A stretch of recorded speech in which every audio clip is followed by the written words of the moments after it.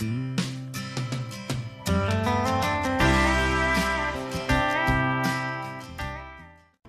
absolutely can cause issues with the house. It's an essential piece of the whole structure and supporting structure of the wood framing of a typical house. We had a call that came out of Acton, Massachusetts not too long ago, where a customer had a lally column that had severe rusting and corrosion around the bottom of the lally column. Mostly it was because they drive in there through the wintertime and bring the salts and minerals from the roads during the wintertime, and it causes a lot of erosion of the metal, or the corrosion of the metal outer layer of the lally column.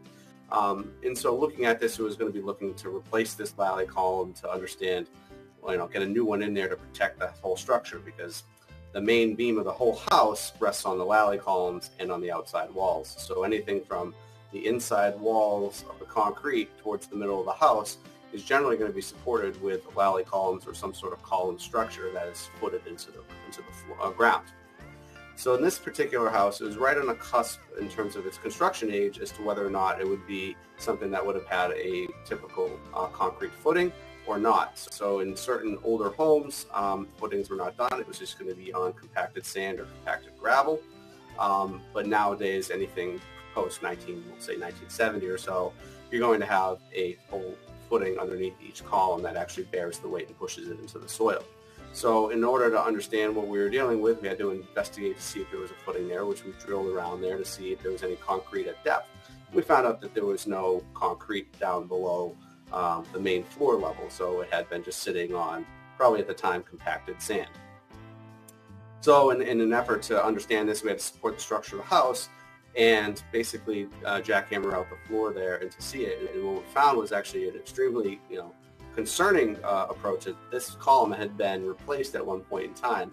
And it was funny because when we looked at it, the top of the column had some markings on there from a manufacturer that were kind of a newer marking that you would see more in the last 20 years than something that would be 50, 60 years old. So it was a little curious to me. I kind of didn't make a note of it too bad. And when we opened up the floor, we had found that there was an older column that was buried down into the sand and into the dirt, and that the newer column had just been placed right on top.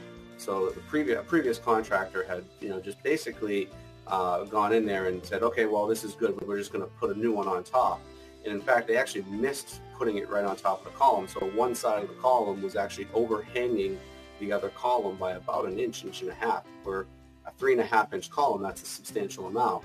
And as we looked a little bit more and we spent a little bit more time in this house, we realized that the entire roof structure on that side had a bow in it.